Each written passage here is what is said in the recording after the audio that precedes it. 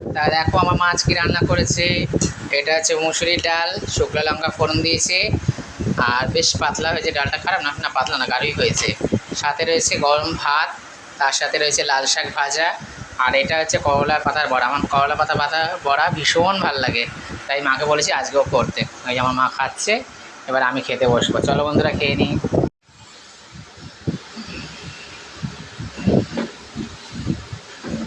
খাও।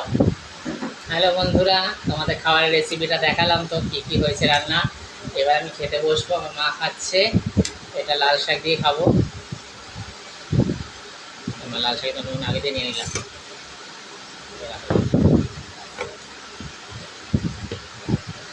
আগে একটু বড়া খেয়ে নিই।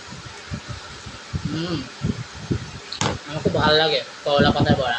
কে কে খাও কমেন্টে অবশ্যই জানিও।